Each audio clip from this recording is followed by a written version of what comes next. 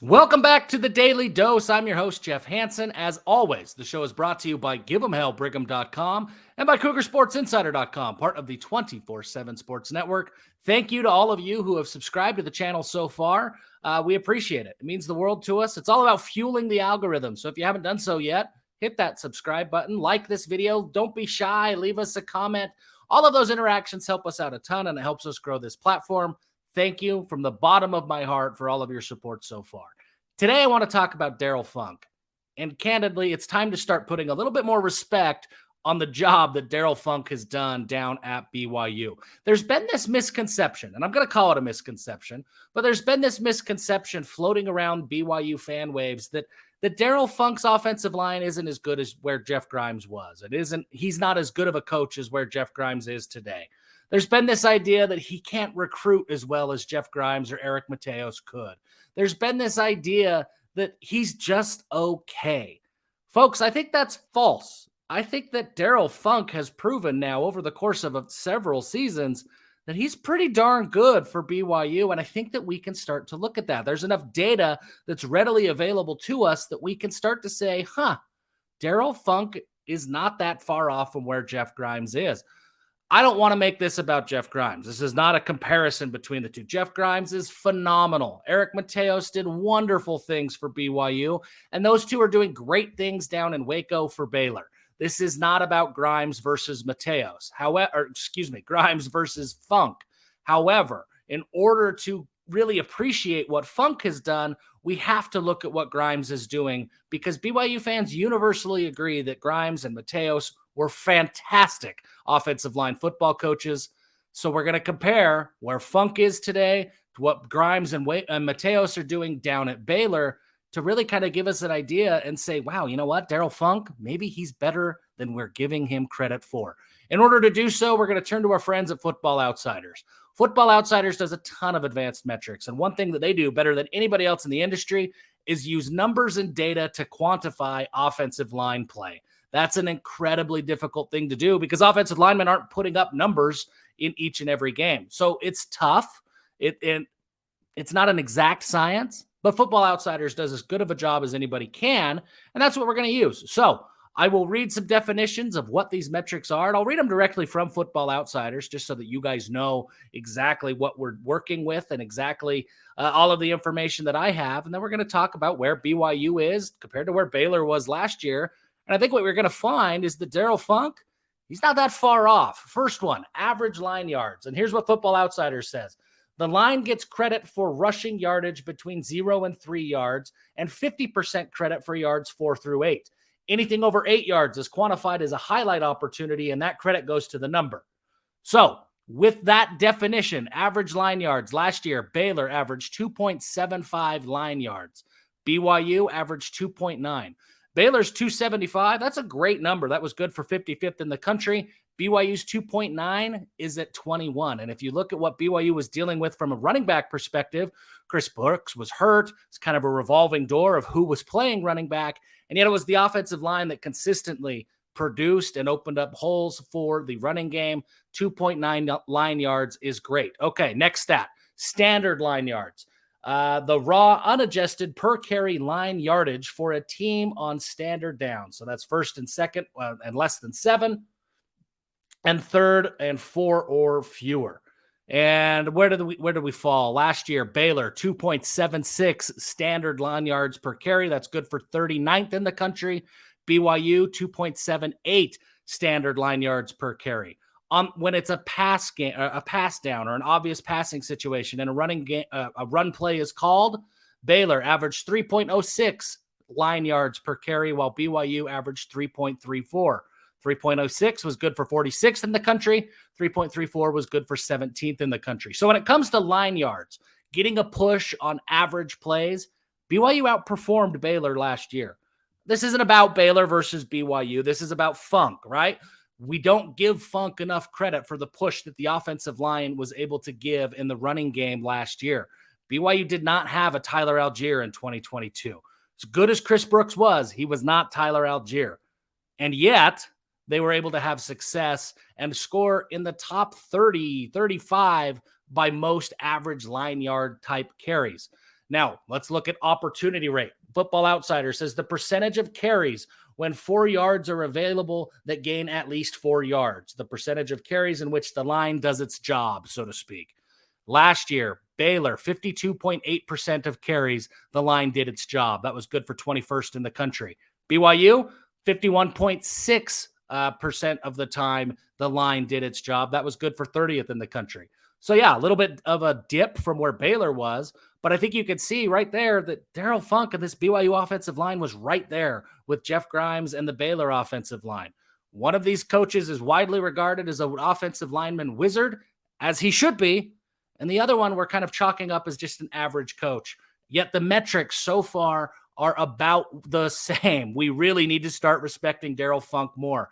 Now, the next one, this is where I think things start to slip for Funk. And these are the plays that people remember. We call it power success rate. And this is the percentage of runs on 3rd and 4th down with 2 or less yards to go that achieved a first down or a touchdown. Baylor wasn't very good at 67.4%, which was 72nd in the country. But BYU was downright bad.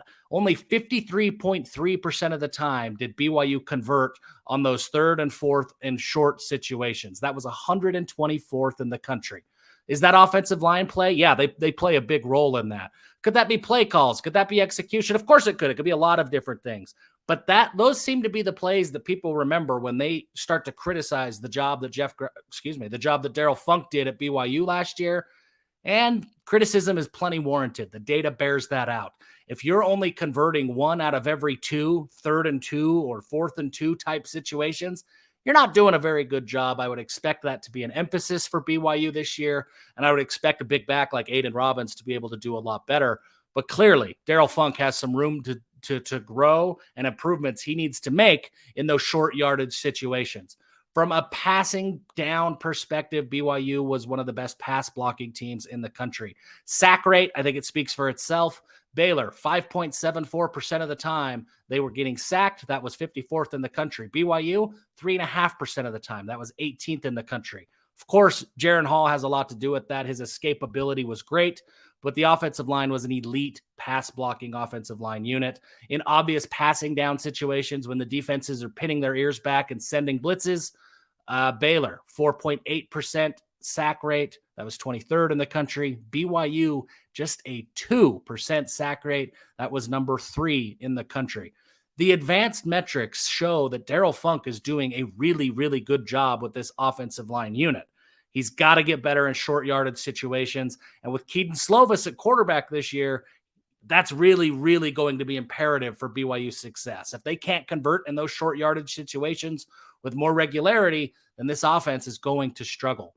Now, from a recruiting perspective, maybe that's where the issue is. Maybe those are the days that BYU fans remember. They long for the days of Eric Mateos and Ryan Pugh and Jeff Grimes on the recruiting trail.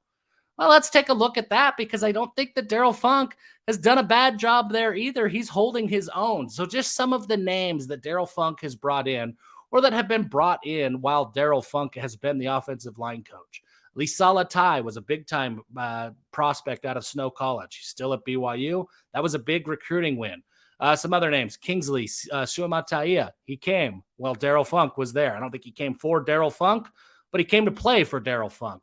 The late Sione Vokoso, that was a big get for BYU at the time. Unfortunately, tragedy struck and Sione wasn't able to play on the field. But from a recruiting perspective, that was a big win for Darrell Funk and for BYU. Ethan Thomason, Caleb Etienne, Paul Miley, Waylon Lapuaho, Peter Falanico. These are some really, really talented players. And a lot of these names are names that you can expect to see along the offensive line this year. Darrell Funk has brought in his guys, and they're making an impact right away. Now, compare that to what Grimes did when he was at BYU. And I think you have a tendency to look at names like Campbell Barrington, Clark Barrington, Connor Pay. All of those guys were recruited by Mike Empey. They were recruited prior to Jeff Grimes' arrival at BYU. Obviously, Pugh and Mateos and Grimes, they deserve a ton of credit for the development of those players. They developed into really good players. But from a recruiting perspective, The credit goes to Mike Empey because Grimes and co, they weren't even around in Provo when those guys signed with BYU. Even Blake Freeland, though he technically signed after Jeff Grimes got here, he committed to BYU long before Jeff Grimes ever arrived in Provo. We're still going to give Grimes credit for that signee because he did have to hold on and sign him, but it was Mike Empey, it was Ed Lamb who did most of the recruiting for Blake Freeland. Who are the guys that Mateos and Pugh and Grimes brought into the mix? Well, the names aren't as spectacular as you would hope. Elijah Unutoa, Blake Freeland, kind of. Brock Gunderson, none of those guys. I mean, Freeland is Freeland, but Unutoa, Gunderson, they flamed out. They never played. Jake Griffin, I think Jake Griffin's going to be a stud. He's just starting his career, getting home from his mission.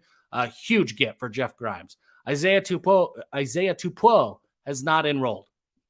He's not going to play. Dylan Rollins played for a year, now is on a mission. Cade Parrish transferred. Elia Miguel never enrolled. Weston Jones and Sione Hingano have yet to enroll. So there's a lot of players that haven't made really any impact and a lot of players who have already left the BYU program. Those are the guys that Jeff Grimes and his staff recruited. I think it's time to start putting a little respect on what Darrell Funk has done, ladies and gentlemen. Darrell Funk is bringing in guys and they're making an impact right away. The advanced metrics show that Darrell Funk is doing a pretty darn good job with the guys that he's got on the roster and what they do year in and year out.